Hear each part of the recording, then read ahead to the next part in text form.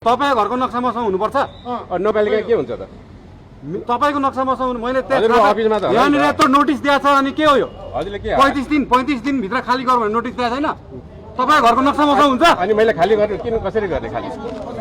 मैले तपाईको घरको नक्सा मसँग हुन्छ त जाउने। हजुरलाई हेर्नु यो बाटो सडक विभागले यो बाटो बढाएको छ। हाम्रो पहिले जसरी जानुपर्ने थियो अहिले कहाँ बिल्डिङको बेसमेन्ट तपाईको बिल्डिङको पार्किङ चाहिँ कहाँ छ? लिजको कुरा नगरौँ। तपाईकै जग्गा तपाईको बिल्डिङको पार्किङ कहाँ छ देखाउनु। अब लिज दिन चाहिँ मान्ने कि नमान्ने? कसरी हो त्यसरी? तपाईँले नक्सामा ट्रेस म्यापमा तपाईँको दुइटै देखाउनु मिल्छ? यो सबैतिर त्यसो भने सबै बिल्डिङमा चाहिँ पार्किङ छ त आफ्नो बिल्डिङमा?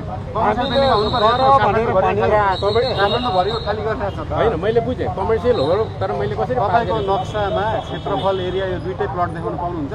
कुनमा? यो दुइटै प्लट देखाउनु पाउनुहुन्छ नक्सामा? यसमा पाउँदिनँ। पाउनुहुन्न तर मेरो तपाईँकै नक्सामा बेसमेन्ट हुनुपर्छ क्या? अर्काको नक्सा मैले बुझेँ कि हजुर तर के छ भने यो बाटो बढेपछि गाडी जाने ठाउँ कहाँ छ देखाउनुहोस्। त्यो त बनाउनु पर्यो नि त तपाईँले। सडक विभागले दिएन नि हजुर यहाँ हेर्नु त ल गाडी जाने ठाउँ यहाँबाट बनाउनु ठाउँै होइन आउनु ल म देखाइदिन्छु। यहाँबाट गाडी बाइक कसरी बाइक बनाउनु पर्यो त कसरी सडक विभागले दिएन नि? होइन सडक विभागले दिने कुरै भएन। सडक विभागले तपाईँको बिल्डिङ त्यो आफैले भन्नुभयो लिजमा लिएको बिल्डिङ बनेको 15 वर्ष भयो हेर्नु।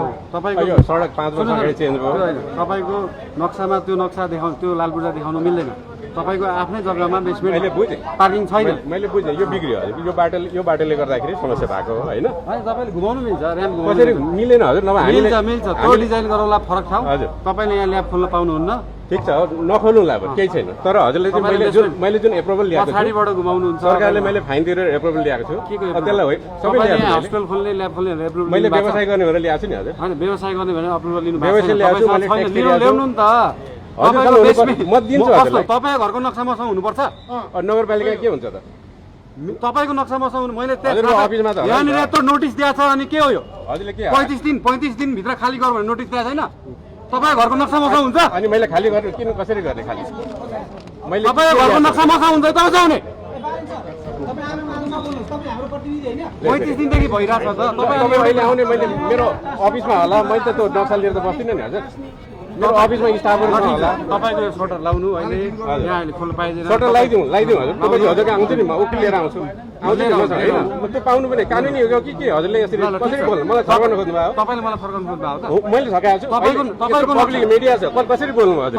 तपाईँको नक्सा मसँग हुनुपर्छ त? होइन अफिस हजुरको पनि छ हजुरको पनि अफिस हुनु पर्यो मेरोमा पनि छ होला म दिन्छु।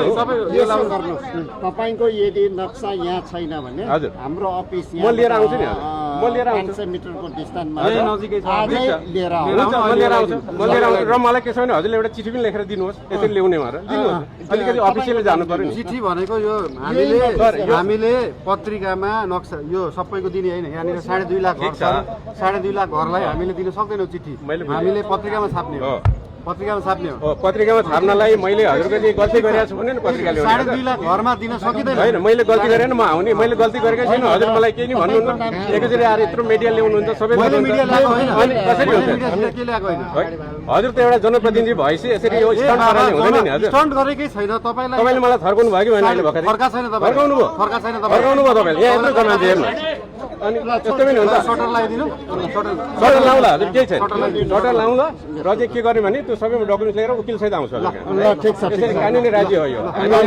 करोडौँ या कर दिएर बसेको छ। कानुनी राज्य हो तपाईँको यो सबै गर्दाको करोडौँ कर दिन्छ हजुर। Respect the people business people this is not good. Okay this is not good. Thank you very much सबैलाई थ्याङ्क यू भेरी मच।